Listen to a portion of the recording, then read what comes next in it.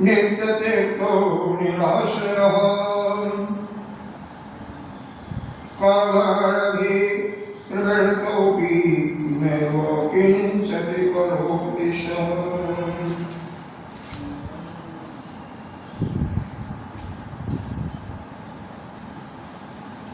श्रीमद्भागवत महापुराण दशम स्कंद का हम लोग चिंतन कर रहे हैं। कल हम लोगों ने भगवान के उखल बंधन की कथा और साथ ही जमलार्जुन के उद्धार की कथा सुनी थी, जिसमें नल कुंवर और मणिग्रीव दो कुबेर पुत्र थे। वास्तव में कुबेर देवताओं के कोषाध्यक्ष हैं। उनके एक और पुत्र युवा अवस्था में मदिरा पी करके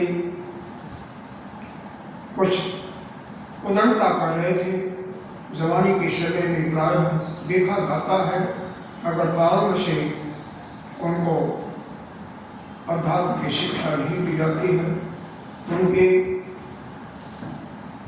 आचरण पर ध्यान नहीं रखा जाता है, तो बालक लोग उच्छृंखल हो जाते हैं। वो युवतियों के साथ नंगे कैलाश पर्वत के पास सरोवर में उनके साथ क्रीड़ा कर रहे थे। उसी समय नारद जी आते हैं और नारद जी को देख करके युवतियां तो अपना तन ढक लेती हैं, लेकिन ये दोनों नहीं ढकते हैं। नारद जी को क्रोध आता है, दोनों को श्राप दे देते हैं। श्राप के फलस्वरूप चूंकि खड़े थे, उन्होंने कहा तुम खड़े ही रहो और तुम्हें खड़े रहने की बहुत इच्छा है ना, तो जाओ वृक्ष बन जाओ। इनकी अनुनय विनय करने के बाद उन्होंने कहा ठीक है। द्वापर में भगवान स्वयं आएंगे, कृष्ण के रूप में अवतार लेंगे और फिर तुम्हारा उद्धार करेंगे। तो उन्हीं के प्राणगण में वृक्ष बनोगे और भगवान उद्धार करेंगे। भगवान ने आकर उद्धार किया। अब आगे की कथा, भगवान का अभी उखल का बंधन छूटा नहीं है, उसके विषय में आकर के वसुदेव जी छुड़ाते हैं। कैसे छुड़ाते हैं उसको सुनिएगा। शेषकवाचम उल्लोखलम विकर्षन्तम दाम्नाबद्धं स्वगात्मजं विलोक्य नन्दः प्रश्रवदनो विभुमोक्षः गोपीभिः अस्तोभितो निर्यत भगवान बलवत् क्वचित् उदगायते क्वचित् मुग्धः तत् वशोदारुयन्त्रवत्। कह रहे हैं नंद बाबा जब देखते हैं कि हमारे प्राणों से प्यारा हमारा कन्हई उखल में बंधा हुआ है और उसको घसीटते हुए आगे जा रहा है, हंसने लगते हैं और जाकर के जल्दी से उस उखल की रस्सी को के गांठ को खोल देते हैं। नंद बाबा क्यों हंसे, इस पर संत लोग कहते हैं कि माँ ने बांध दिया ना तो डरे ना कहीं, तब पिता उन्हें आकर पीटने न लगे, इसलिए माता ने तो बांधा और पिता ने छोड़ा। भगवान कृष्ण की लीला से यह बात सिद्ध होती है कि अपने स्वरूप में बंधन और मुक्ति की कल्पना करने वाले दूसरे ही हैं। वह न तो स्वयं बद्ध हैं, वास्तव में हम बंधे नहीं, केवल भ्रमवश हमें शंका हो गई है कि हम बंधे हुए हैं। वास्तव में तो हम मुक्त ही हैं। हम स्वतः इस शरीर के द्वारा किए हुए कर्म, भोगे हुए भोग और जाने हुए ज्ञान को अपना मान करके बदल जाते हैं। साथ ही इस शरीर के द्वारा जितने संबंध हैं उनको अपना मान करके दुखी और सुखी होती रहती है। जबकि यह शरीर पंच महाभूतों से बना हुआ, यह पंचभूतों में अंत समय में मिल जाएगा और हम तो जैसे पाले थे वैसे ही रह जाएंगे। हम तो केवल एक शरीर को छोड़ करके दूसरा शरीर धारण करते हैं। वह सांसराम यथा विहाय नवानि ग्रहाणि नरोधरम् तथा शरणानि विहाय जड़ा नान्यानि संजाति। ऐसा भगवान ने गीता जी के दूसरे अध्याय में कहा है कि जैसे एक पुरुष अपने पुराने कपड़ों को, फटे हुए कपड़ों को निकाल करके अलग रख देता है और नए वस्त्र को धारण कर देता है, उसी प्रकार से जब यह शरीर से हम अपने कामनाओं के भोग करने में असमर्थ हो जाते हैं, यानी यह शरीर टूट जाता है, गल जाता है, कहीं घुटने में दर्द होती है, कहीं कमर में दर्द होती है, कहीं अन्य पाचन शक्ति क्षीण हो जाती है, हमारा जो नित्य काम है वह नहीं हो पाता, तो इस शरीर को छोड़ करके दूसरा शरीर धारण कर लेते हैं। बस यही तो है और क्या। आगे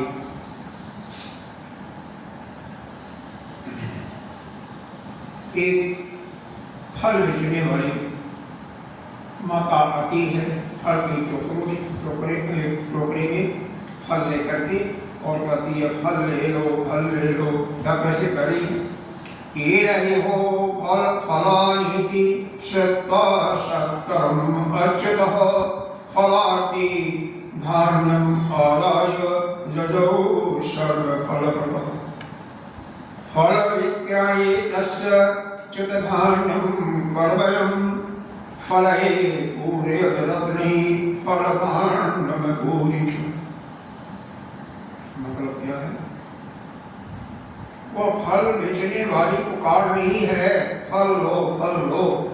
यह जैसे ही कन्हई के कानों में आवाज आता है, वह तो स्वयं संपूर्ण कर्म और उपासनाओं के फल देने वाले हैं, लेकिन वह फल को खरीदने के लिए अपने अजरी में जो भी अन्न आता है उसको लेकर के चलते हैं। जब उसके पास पहुंचते तक तो ज्यादा से ज्यादा रास्ते में ही बिखर जाता है, छोटे तो हैं, तो ऐसे करने में गिर जाता है। कोई नहीं, वह मां उसका तो एक बहाना था फल बेचने का, वह तो कढ़ाई को प्यार से देखना चाहती थी, उसको प्यार करना चाहती थी। बहुत पूर्व जन्म में तपस्या करती थी, जिसके फलस्वरूप इस स्वरूप में भगवान का दर्शन होता है। उसने जितना भी फल उनके अंजलि में आता उतना दे देती है, लेकिन भगवान किसी का कर्जा नहीं रखते हैं। अन्य तो रास्ते में गिर जाता है। जब वह माँ घर जाती है तो देखती है उसकी टोकरी रत्नों से हीरे जवाहरात मोतियों से भरी है। तो थोड़ी बहुत शंका भी थी, वो दूर हो जाती है, अरे यह तो वही हमारे परमेश्वर है। देखो हमने तो थोड़ा सा फल लिया और उसके बदले में उन्होंने इतना हमारे पूरे जीवन का खर्च चलाने के लिए सब कुछ दे दिया।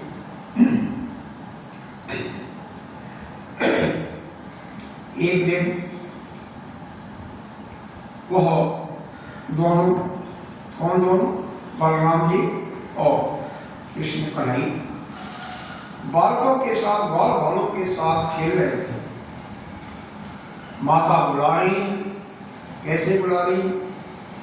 एदंतशाम सुतम बाले रतिवेलम सहागजम यशोदा सोगीत कृष्णम पुत्र सेनया स्नुतस्तनि कृष्ण कृष्णारविन्दाक्ष ताते यस्तन्निव अलम विहारे क्षतशान्तः क्रीडाश्रान्तोऽसि पुत्रकः।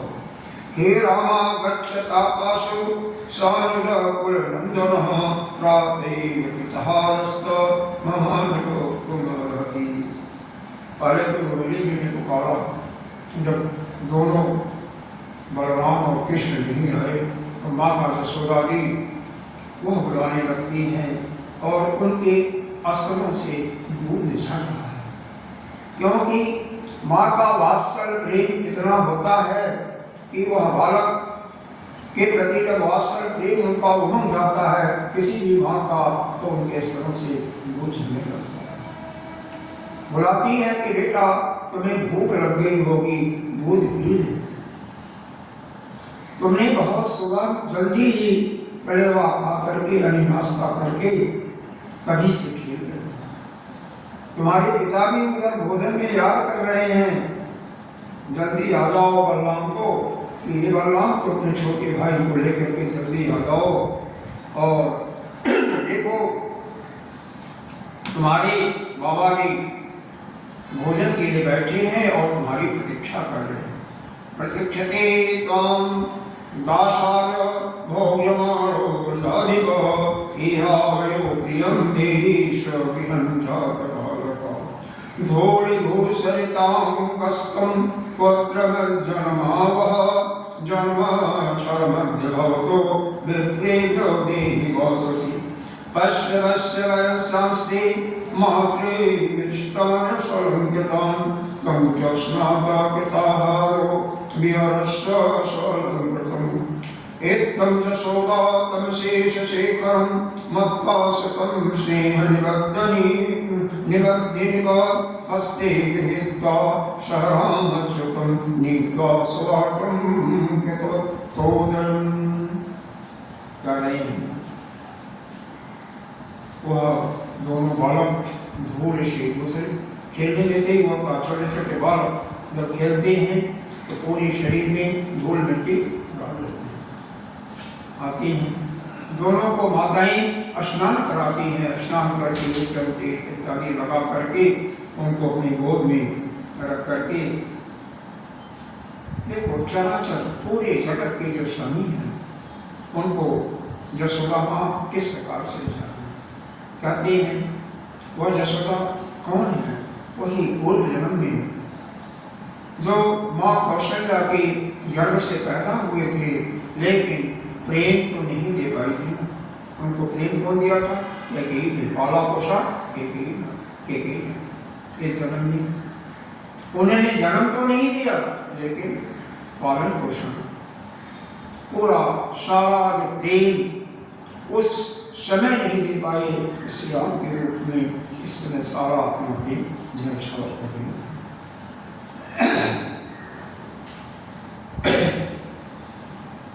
उसी समय यह अपने पिता के साथ दोनों भोजन कर लेते हैं। बाद में उपनंद इन्हीं के भाई थे, थोड़ा सा एज में बड़े थे, बहुत ही बुद्धिमान थे और भी गोपों के साथ आते हैं। कहते हैं कि गोकुल में इस समय बहुत उपद्रव हो रहा है। देखो एक पाली पूतना आई छठे दिन और छठे दिन आकर के वो तो हमारे कुल देवी देवताओं की ऐसी कृपा थी कि हमारी कन्हई बच गए, नहीं तो कन्हई को वो विष लेकर के मारना ही चाहती थी। यह वास्तव में पूतना कौन थी? वह पीछे आपको बताया था कि यह पूतना ही पिछले जन्म में राजा बलि की पुत्री थी। उसके मन में यह इच्छा हो गई कि जब वामन भगवान के सुंदरता को देखा था कि यह मेरे पुत्र के रूप में होते तो मैं इनको दूध पिलाती। लेकिन जब भगवान वामन से बहुत बड़े हो जाते हैं और एक एक पैर में पूरी पृथ्वी को, दूसरे पैर में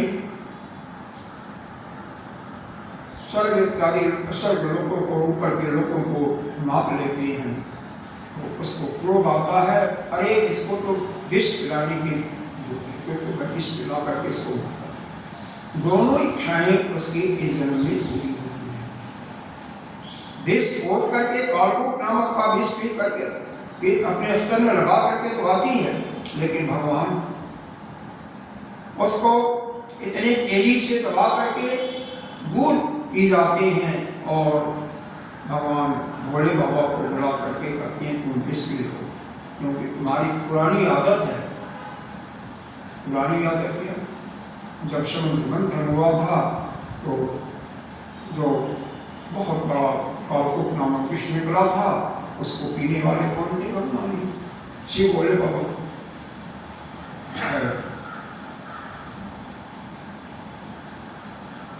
सारी इस समस्या पर विचार करती हैं। बाद में जब उत्सव हुआ तो तिड़ावत सत्यासुर आ जाता है। वो भी हमारे देवताओं की कृपा थी। कुल जो हमारे देवता हैं कि हमारा बालक बच जाती हैं, बाद में बाउंडरी के रूप में तिड़ावत आता, उससे भी बच जाती हैं। तो यह गोकुल जो है अब रहने की योग्य नहीं है। हमें यहाँ से सभी जो भी अपने सामान हैं अपने अपने छकड़ों पर लाद करके, और थोड़ी दूर पर एक वन है, नाम है वृंदावन। बहुत हरियाली है, हरी हरी घासें हैं, और हमारे गौओं को चरने के लिए, हमारी पशुओं को चरने के लिए बहुत सुंदर स्थान है। और हम लोग भी बड़े आराम से जमुना जी का किनारा हम लोग रहेंगे, कोई हमें परेशानी नहीं होगी। और सभी ने कहा ठीक है, आपकी बात शिरोधार्य है, हम सभी चलते हैं। उन्होंने कहा कि चलने में देरी नहीं, अभी चल जाते हैं। भगवान उधर जो माया के द्वारा विश्वकर्मा जी को बुलाती हैं, और जब तक यह पहुंचे उसी समय में जैसे जिसका मकान था वहां पर एक नगर की स्थापना कर लेते हैं। नाम होता है नंदवन। शायद आप लोगों ने देखा होगा, जो बरसाने के बिल्कुल पास में है। इस गोकुल में तो उनका माखन चोरी का लीला हुआ, वात्सल्य भाव था, और यहाँ पर माधुर्य भाव की पीड़ा होगी, गोपियों के साथ राज रखेगी। और उधर से बरसाने में माँ भगवती राधा जी के रूप में, जो कि भगवान से थोड़ी पहले ही प्रकट हो गई थी, और यहाँ पर जाकर के दोनों का मिलन होगा, और सब पूरा अपना यहाँ पर वृंदावन में गोवर्धन पर्वत है, यहाँ पर इन लोग की पीड़ा आगे शुरू होगी। यहाँ जब पहुँचते हैं वृंदावन में, सभी का जैसे यहाँ पर गोकुल में घर था वैसे ही बना हुआ देख करके सारे बहुत खुश होते हैं। वैसे ही सड़कें, वैसे ही दरवाजा, जिसका जिस रूप में था उसी रूप में वहाँ पर मिलता है। यह भगवान की लीला है। सभी अपने अपने घरों में जाती हैं, और जिसका जिसके साथ था उसके साथ ही घर, यह नहीं जरा सा भी कोई अंदर नहीं।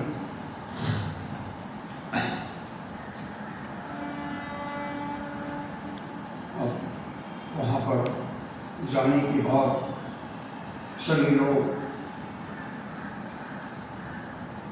अपने अपने घरों में जाकर के एंजॉय करते हैं, और साथ में पुरोहित भी जाते हैं। मतलब कोई भी गोकुल का ऐसा पुरुष नहीं था जो कि गोकुल को न छोड़ दे। यह भगवान के प्रति ऐसा प्रेम होता। अब इस जमाने में यदि लोग, तो अगर ठीक है, अगर आपका कोई मुखिया है गांव का, या कोई सामान्य कोई एक अच्छा व्यक्ति है जो कि थोड़ा बहुत सब पर शासन चलता है, उसका सबसे समृद्ध है, अगर कोई इसके बच्चों के ऊपर गुजरे तो क्या सभी छोड़ देंगे? शायद ही कोई नहीं छोड़ेगा। उसका खास जो होगा भाई शायद वो भी नहीं आएगा। लेकिन उस समय गोकुलवासियों के प्रेम को देखो, क्योंकि वह गोकुल में जो भी आए थे वह सामान्य नहीं थे, वह तो देवता ही अपने अंशों के माध्यम से वहां पर आए थे। कुछ तपस्वी लोग आए थे। अरे तपस्वी तपस्या करके हजारों वर्ष जिनको मुक्ति नहीं मिली थी, ज्ञान नहीं हुआ था, वह गायों के रूप में, कोई वृक्षों के रूप में आकर के भगवान के प्रेम को, ये जो भूखे थे भगवान के प्रेम को प्राप्त करके और मुक्त होने के लिए हम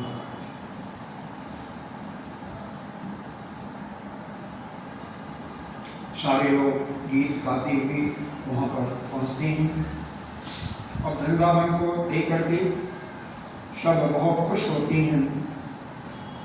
मेन्द्रावनम संप्रविश्य सर्वकाल सुखावहम तत्र चक्रुगजावासं सकटे अर्धचंद्रवतोम। कह रहे हैं कैसे ले गए थे? मेन्द्रावन इतना सुंदर वन है, कोई भी ऋतु हो वहां पर आनंद ही आनंद है। उसमें प्रवेश करके ग्वालों ने छकड़ों को अर्धचंद्र के आकार, चंद्रमा होता है अर्धचंद्र का, वैसे ही एक मंडल बांध करके खड़ा कर देते हैं। हे परीक्षित, वृंदावन का हरा भरा वन अत्यंत मनोहर, वहां पर गोवर्धन पर्वत और जमुना नदी के सुंदर सुंदर पुल इत्यादि को देख करके भगवान कृष्ण और बलराम जी के हृदय में बहुत ही प्रेम उदय होता है। दोनों अपनी तोतली वाणी से मधुर मधुर बोलते हुए सभी ग्वाल बालों को, गोपियों को, सबको प्रसन्न रखते हैं, रिझाते हैं। और बछड़े चराने के लिए थोड़े दिनों के बाद गोपाष्टमी होता है, बछड़ा चराना भी शुरू कर देते हैं। बछड़ा चढ़ाते हुए जाते हैं तो वहाँ पर कुछ घटना घटती है। क्या घटना घटती है यहाँ पर दो तीन श्लोकों के माध्यम से बता है। क्वचित बाधयतो वेणुं क्षेपणैः क्षिपतः क्वचित क्वचित पादे किंकणैः क्वचित कृत्रिम गोविर्षैः विषायमाणो नर्दन्तौ जुजुभाति परस्परम् अनुकृत्य मृतैः जन्तुश्च चेरतो प्राकृतौ तथा कदाचित् जमुनातीरे वंशाचार्यतो सुखैः वयस्यैः वृषभयो जिह्वासुदैत्यावनतु तं वत्सरूपिणं वीक्ष्य वत्सजोऽप्यगतं हरिः दर्शयन् बलदेवाय शनैर्मुग्धं विवासतम् गृहीत्वा परमपादाभ्यां शालाङ्गुलमच्युतः भ्रामित्वा कपित्तो गे प्रहिणो विगतजीवितं शपतत्तै महाकायः पाद्यमानैः पपातः। कह रहे हैं वहाँ पर बछड़े चराते हुए कैसे खेल रहे हैं। कभी स्वतः आपस में कोई शाण बन जा रहा है, कोई उस पर आक्रमण कर देता है, वैसा बन करके इस प्रकार से वो आपस में मनोरंजन कर रहे हैं। सारे गोपाल और राम मतलब बलराम जी और श्याम जी यानी कृष्ण सब मिल करके खेलते हैं। बछड़े चल रहे हैं, बछड़ों के साथ वो खेल रहे हैं। उसी में कंस का भेजा हुआ एक दानव, नाम है वत्सासुर, बछड़े का रूप धारण करके उसी में वो अभिषेकित हो जाता है। देखो अब हमारे धर्म के अंतर्गत यह बड़ा विकट समस्या हो जाती है। आप अपने स्वतः इसका उत्तर ढूंढें, आप क्या करते हैं। अभी कुछ 500-600-7 साल पहले जब मुगलों ने आक्रमण किया था असुरों ने, बहुत थोड़ी सेनाएं थी, ज्यादा नहीं थी। हमारे सेना के आगे वो टिक नहीं सकते थे। लेकिन उन्होंने जासूसों के द्वारा हमारी कमजोरी को भांपा कि हमारी कमजोरी कहाँ पर है। उन्होंने पाया क्या कि गौओं पर और माताओं पर हम प्रहार नहीं करते, तो उन्होंने अपनी सेना के आगे गायों को खड़ा कर दिया और पीछे से मारने लगे। अब ऐसे रूप में हमारे सैनिक क्या करें, हारना पड़ा। जो हमें शिक्षा दी गई है वही तो हम करेंगे। अब यहां पर बताइए अपनी बुद्धि के अनुसार जो भी आपके सामने राक्षस वो बछड़ा भर करके आ गया है, उसको मारा जाए या उससे खुद ही हम मार, खुद ही हमें को मार, क्या करना चाहिए? आप होते तो क्या करते? अच्छा कीजिए, बलराम जी को संकेत करते हैं भगवान। देखिए यह एक कमी है, भ्रष्ट है। यदि हमें मालूम हो गया, पहचान लिया, अब उधर से सेना मुगल इत्यादि जो आक्रमण कर रहे थे, आक्रमणकारी थे, ठीक है गायों को आगे करके, लेकिन हमें चूंकि वो एक मोहरा बना रहे थे तो वहां पर हमें थोड़ा सा धर्म के साथ भी अपने कर्तव्य का पालन करके उनको मार भगाना चाहिए था। यहाँ पर भगवान वही करते हैं, पीछे से दो रामों को पकड़ करके, यहाँ पर भगवान श्याम कन्हई स्वयं लिखा हुआ है, एक किसी पुराण में लिखा हुआ है कि बलराम जी ने घुमाया, उसको पूरा इतना घुमाया कि अंत में वह राक्षस के रूप में प्रकट हो जाता है। उसको पत्थर पर दे मारते, कहता का एक रिश्ता उसी पर गिरा देते हैं और वो मर जाता है। मालूम नहीं है, हमें जानकारी है कि नहीं भाई ये तो गाय ही है, बैल ही है, बछड़ा ही है, तो वाक़ा लगे, लेकिन जब मालूम हो गया तब हमें उसको मारना ही मारना।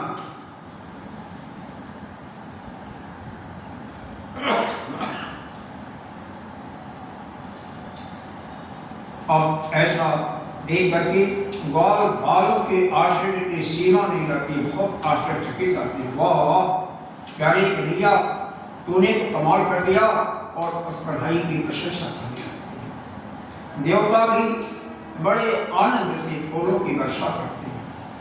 वही देवता भी तो ऐसे हैं, जब राम और रावण का युद्ध हो रहा था, जब भगवान राम मारते थे, उसके भुजाएं कट जाती थी, गर्दन कट जाता था, लेकिन थोड़ी देर में वो पुनः जुट जाता था, क्योंकि उसके नाभि में क्या था?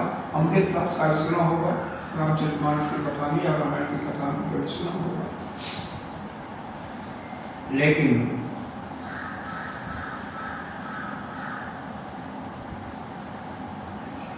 देवताओं की यह हिम्मत नहीं थी निकली कि जय जयकार बोलो। संत कहते हैं भाई क्यों ऐसा हुआ?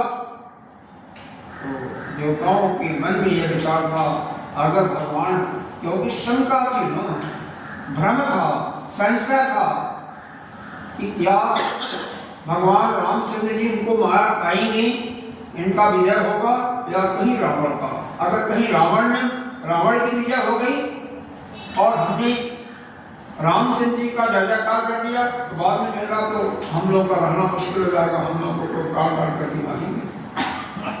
इसलिए वहां पर उसके बुराई कट रही है, गर्दन कट रहा है, लेकिन फूलों की वर्षा नहीं कर रही, जय जयकार के बोलने में समर्थ नहीं।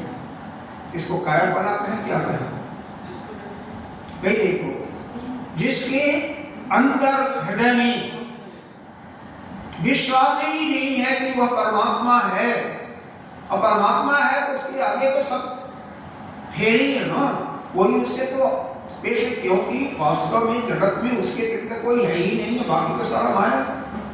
माया रचा किसका है? उसी के द्वारा तो माया रचा। अरे यह कोई और नहीं, जय और विजय उसी के तो गढ़ थे, भगवान के ही तो गढ़ थे। कोई भी तपस्या करके भगवान के सालोक्य या सामीप्य मुक्ति प्राप्त कर सकता है, कोई ऐसी नहीं। कई जगह 5 प्रकार की मुक्तियां हैं, साहित्य भी उसमें आता है, साक्ष्य भी आता है, सभी तपस्या करके ही होती है। लेकिन एक बात है, तपस्या में क्या होगा, कर्म करना पड़ेगा। जहां भी कर्म होगा तो कर्म का सिद्धांत है, उसका फल अनित्य है, नित्य नहीं हो सकता है। नित्य है, अनित्य है, इसका मतलब फल तो मिलेगा लेकिन वो थोड़े समय के लिए ही मिलेगा। आप कर्म के द्वारा, तपस्या के द्वारा इस शरीर को छोड़ने के बाद स्वर्ग में जाते हो, लेकिन जैसे ही क्षीणे पुण्य कहाँ होता है, मृत्यु लोका विशंति, मृत्यु यहीं पर आ जाते हो, वापस में ढकेल के जाते हो वहां से। जैसे ही आपका पुण्य क्षीण होता है, वहां से देवता लोग क्या करते हैं, आपको पुनः ढकेल देते हैं, पुनः नहीं आते। मतलब तात्पर्य है कि कितना भी आप तपस्या कर लो, उसका फल निश्चित रूप से मिलेगा, अवश्य मिलेगा, कोई इसमें शंका नहीं है। लेकिन वह फल थोड़े समय के लिए, हमेशा नहीं है, वह अनित्य होगा। नित्य फल क्या होगा, अगर आप ज्ञान के माध्यम से आपका अंतःकरण शुद्ध हो गया है, तो उस ब्रह्म विद्या का अपने अंतःकरण में जिस समय आप धारण कर लोगे, उस समय तो आप स्वतः मुक्त हो जाओगे और अपने स्वरूप में स्थित हो जाओगे। क्योंकि वास्तव में मनुष्य योनि को प्राप्त करके जो अपने स्वरूप में स्थित नहीं होता है, वो कृपण ही है। अरे बहुत मुश्किल से यह मनुष्य योनि मिलती है, इतनी आसानी से नहीं मिलती है। बहुत पता नहीं कितने जन्मों के, पूर्व जन्मों के कर्मों का फल होता है कि यह मनुष्य योनि मिलती है। मनुष्य योनि में मिलने के बाद मुख्य कर्तव्य हमारा यह है कि हम अपने को जान सकें कि मैं कौन हूं, कहां से आया हूं, यह जगत क्या है, ईश्वर क्या है। अगर इसका ज्ञान हम बिना प्राप्त किए ही अपने स्वरूप में स्थित हुए ही चले गए, तो मेरे जैसा कृपण कोई नहीं है। यह जागरण और गार्गी के संवाद से हमें वेदों के माध्यम से, छात्र उपनिषद से प्रतीत होता है। यहाँ पर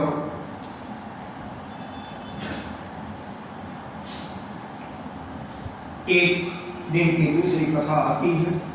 शं शं वस्य कुलं सगरी पाययिष्यन्ते किला गत्वा जलाशाभासं पाययित्वा अपुर्जम्। एक दिन की बात है, सभी ग्वाल अपने झुंड के साथ में बछड़ों को पानी पिलाने के लिए एक जलाशय यानी सरोवर के तट पर जाती हैं।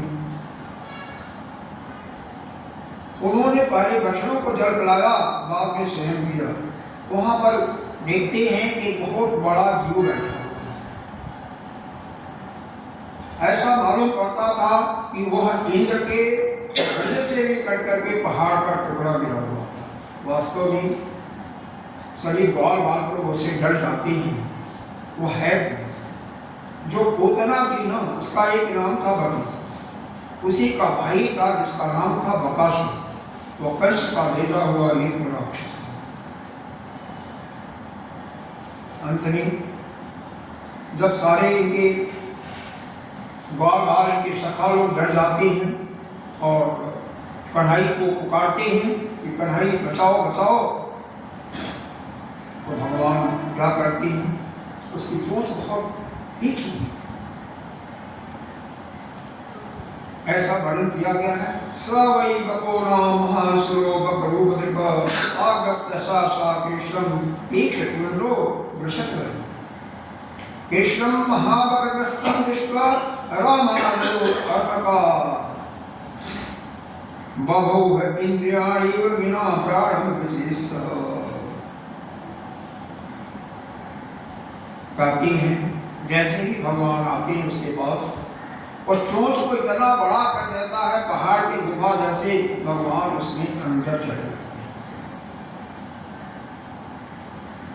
अब अंदर जा करके वहां पर इतनी गर्मी पैदा करते हैं जैसे अग्नि तप रहा, तो जब अग्नि तपेगा वो उगल गिरता है आकाश में, और जब उगल गया तो भगवान लीला करना था, दोनों जबड़ों को खींच करके चीर देते हैं, मतलब उसका वहीं पर सत्यानाश कर देते हैं, उसका पान कर देते हैं। जिस समय वो निकला था बलराम आदि लोग बहुत दुखी हुए थे, ऐसे उनका निश्चेष प्राण हो गया था जैसे हमारे प्राण पखेरु उड़ जाते, सारी इंद्रियां काम करना बंद कर देते हैं, इस प्रकार से घबरा गए थे। लेकिन भगवान को भगवान ही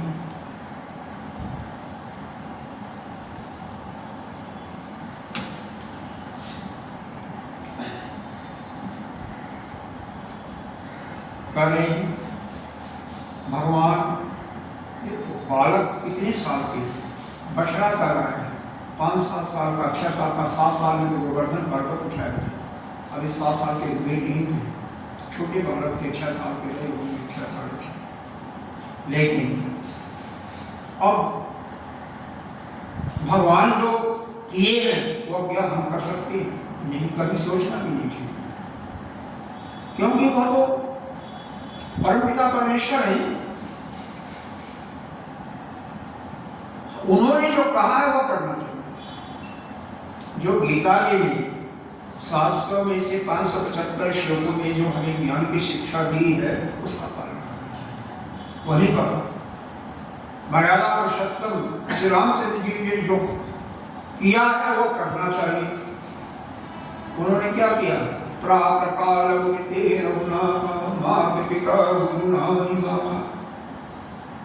वह कार्य हमें करना चाहिए। अरे देखो, अगर आप माता पिता को नहीं है तो मन से ही प्रणाम करोगे, घर में कोई श्रेष्ठ है उसको प्रणाम करोगे, तो आपके बालक भी बालक होंगे, पोते होंगे, वो भी तो उनके अंदर भी तो वो शिक्षा है कि वो भी तो करेंगे। और आपका मस्तक खुद ही नहीं झुकेगा संत के आगे या बड़ों के आगे, तो बालक कैसे झुकेगा? कभी नहीं होगा ना। कोई भी देख करके ही शिक्षा ग्रहण करता है। अगर आप पुराने दृष्टांतों को देखें, भक्त प्रहलाद का, भक्त ध्रुव का, तो बाल्यावस्था में या गर्भावस्था में ही उनको ज्ञान हुआ था। नारद जी ने के आश्रम में प्रहलाद जी, उनकी माँ वहीं पर पढ़ती थी और वहीं पर उनको ज्ञान हुआ था। भगवान का भजन, भगवान के प्रति प्रेम पूर्व जन्मों की तपस्या का फल तो होता ही है, साथ ही इस जन्म में भी माता के माध्यम से, पिता के माध्यम से जो हमें ज्ञान मिलता है वही ज्ञान हमें आगे ले जाता है। ध्रुव को भी शिक्षा नारद जी ने दिया था, 5 साल के बालक, कि कैसे कौन सा मंत्र चाहिए, ओम नमो भगवते वासुदेवाय मंत्र दिया था, जो भी है, लेकिन कहाँ कैसे करना है, किधर जाना है, कहाँ बैठना है, वह सब तो कोई बताने वाला ही चाहिए ना। बिना उसके तो आप नहीं कर सकते हो। अगर आपको शिक्षा नहीं दी गई है तो कैसे आप अपनी आने वाली पीढ़ी को देंगे? तो वास्तव में कहीं देखा जाए तो हम लोगों की भी कमी है कि हम लोग स्वयं उस रास्ते पर नहीं चलते और दूसरों को चलने के लिए करते हैं, तो वह संभव नहीं है। अगर हम अच्छे रास्ते पर नहीं चलेंगे तो हमारे आने वाले पीढ़ी भी उस रास्ते को नहीं अपनाएंगे। एक छोटा सा दृष्टांत, 1-2 मिनट का। एक बूढ़ी माँ उसका बेटा था, बहुत मीठा खाता था। वो एक संत के पास जाती है और कहती है, भगवान, इस हमारा बेटा बहुत मीठा खाता है, बहुत गुड़ खाता है, इसको आप मना कर दें। आप कह देंगे तो नहीं खाएगा। उन्होंने कहा ठीक है, 1 हफ्ते के बाद आइएगा। जब 1 हफ्ते के बाद वो पहुंचती है पुनः लेकर के, तो कहते हैं, बेटा मीठा खाना, इससे तुम्हारे दांत सड़ जाएंगे, तुम्हारी रक्त की जो नाड़ियां हैं उसमें भी शुगर की मात्रा ज़्यादा हो जाएगी, तुम उतना परिश्रम नहीं कर पाओगे, तो वहाँ पर भी वह नाड़ियां जो है सक्रिय हो जाएंगी, इसलिए मीठा मत खाओ। 1 हफ्ते के बाद जब बालक भी मीठा छोड़ देता है, तो माँ पुनः आती है कि हे भगवान, आप पहले दिन क्यों नहीं वही शिक्षा दिए? उन्होंने कहा, पहले तो मैं भी मीठा खाता था, मैं खाता हूँ, मैं नहीं छोड़ा तो कैसे उसको कहूँ? और मैं कहता भी तो उसका कोई प्रभाव नहीं पड़ता। अगर आप किसी गलत काम को, गलत और सही है तो निर्णय बहुत मुश्किल है, किसी परिस्थिति के अनुसार, समय के अनुसार वही कार्य गलत हो सकता है और वही कार्य श्रेष्ठ भी हो सकता है। जैसे एक कोई बालक, एक कोई भी है, किसी औरत को, लड़की को लूटने के लिए अगर आक्रमण करता है तो उसको, उस पर अगर आप तलवार से या पैसे भी उसको मार डालते हो तो कोई दोष नहीं है। कानून की दृष्टि से अलग बात होगी, लेकिन एक व्यभिचारी जो किसी की इज्जत लूट रहा है, लूटने की कोशिश कर रहा है, उसका बचाव करना हमारा धर्म नहीं होता। अरे किसी के पीछे तो हम लोग मारे जाते हैं। अगर कोई पाप कर्म कर रहा है, आप वहां पर खड़े होकर के कुछ बोल नहीं रहे हो, तो भी आप पाप के भागी होंगे। ऐसा ही आपके ग्रंथों में स्पष्ट रूप से, केवल हत्या करने वाला ही पापी नहीं है। मान लो फांसी की बलि दी जा रही है, वो तो बलि दे रहा है, वो तो हत्यारा है, ठीक है, लेकिन जो उस मांस को खा रहा वो भी तो पापी हुआ ना, क्योंकि अगर कोई खाता नहीं तो कैसे बलि देता, कैसे मरता? तो उसको बढ़ावा देने वाले तो हम स्वयं हैं। इसी प्रकार से कोई गलत काम कर रहा है और हम समर्थ हैं उसको मारने के लिए या उसको मना करने के लिए, एक बार मना कर देंगे, डांट देंगे तो वह नहीं करेगा, लेकिन हम चुप हैं, इसका मतलब हम उसको शहादत दे रहे हैं ना, तो हम पापी हैं। अरे भगवान कृष्ण स्वयं गीता जी में कहते हैं, हे अर्जुन, मेरे लिए इस पूरे सृष्टि में कोई काम नहीं है, लेकिन फिर भी आगे आने वाली पीढ़ी के लिए एक रास्ता बने, उसके लिए देखो मैं तेरा सारथी बना हुआ हूँ, तेरे को पहले उतारता हूँ, तेरे घोड़ों की भी सेवा करता हूँ। सुना होगा भगवान सारथी थे। तो यह हम लोग भी अच्छे रास्ते पर चले, इसीलिए बड़े लोग उनके लिए कार्य की कोई जरूरत नहीं है, लेकिन फिर भी उस कार्य को करते हैं। यहाँ पर देखें, अब भगवान उस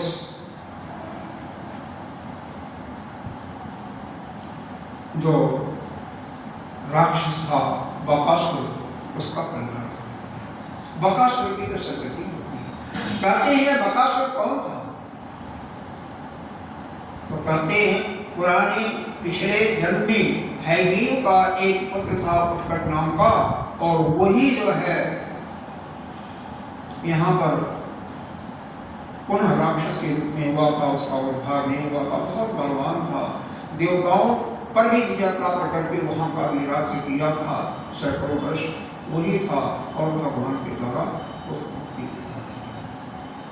यह राक्षस जो है, दैत्य जो है, देवता से मनुष्य से ज्यादा तपस्या करती है, कम नहीं करती है, लेकिन अंतर क्या है? इनका मुख्य उद्देश्य होता है प्रयोजन कि मैं शरीर से अमर हो जाऊं। और जो भी ज्यादा जीने के प्रयास करता है, इच्छा करता, समझ जाओ कि वो राक्षसी है। क्योंकि जितना शरीर की आयु बनी हुई है उतना तो बहुत है।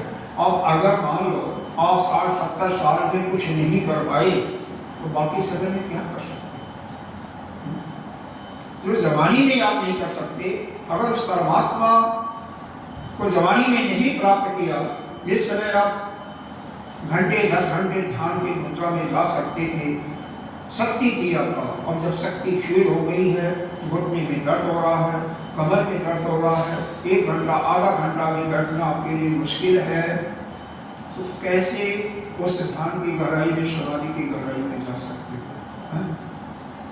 इसलिए हर एक कौम समय के अनुसार ही अवस्था में, बाल अवस्था से ही जो इस रास्ते पर चलता है वही इस ज्ञान के माध्यम से भगवान की वह अटूट भक्ति प्राप्त करके वह यहाँ पर यह बताया गया, महात्माओं की ब्रह्मवेत्ता के वचन कभी झूठे नहीं होते। लोग बात कहने लगे कि गर्गाचार्य जी ने जो बताया था वह बिल्कुल देखो अक्षरशः सत्य हो रहा है। कि वो बताए थे कि यह जो है कृष्ण के रूप में जो है यह हर युग में आते हैं और हमेशा दुष्टों का संहार करते हैं। बलराम जो है इतने बड़ी हैं कि उनके बल की सीमा नहीं है और वह भी जगतों को मारने के लिए समर्थ है। और वही सब सारी घटनाएं देख रहे हैं, सारे गोपगण, नंद बाबा, उपनंद सभी अपने भक्त वास्तव में वह समझते हैं कि यह तो मेरे बच्चे हैं, भगवान नहीं समझ रहे हैं ना, लेकिन फिर भी वो उसी में आनंद उठा रही हैं। भगवान भी नहीं चाहते कि यह मेरे को परमात्मा समझे, क्योंकि अगर परमात्मा जिस समय समझने लगेंगे उस समय मेरा वात्सल्य, मेरा माँ जो मेरे को प्यार देती है वह प्यार देना बंद करके मेरी पूजा करने लगेगी। इसलिए भगवान भी चाहते थे कि माँ मेरे को उसी रूप में दो बार रूप दिखा चुके हैं अपने को, लेकिन जो माया के बल से उसको सभी भुलवा देते हैं। ओम श्री भगवत नमो भागवते महापुराणे परमहंसायां संहितां दशमस्कंधे पूर्वार्धे वैष्णव भगवतो नाम एकादशोऽध्यायः। कल यहीं पर इसको समाप्त करते हैं, कल आकाशों का उद्धार होगा, क्योंकि ऐसा अभी लोग भजन करेंगे। समय की अगर आपके पास है तो मैं तो कर सकता हूँ, लेकिन जैसा कि क्योंकि अभी भजन होगा, भजन गाने वाले कौन कौन है जरा बताएं। आप गाते हो ना? सुनो, आप तो गाते हो ना भजन, गाओगे भजन सुनाओ। हाँ, साथ में गाएंगे। अरे हम एक छोटा सा गा देते हैं, कोई बात नहीं, लेकिन गाना तो आप लोग, ठीक है, क्योंकि हमें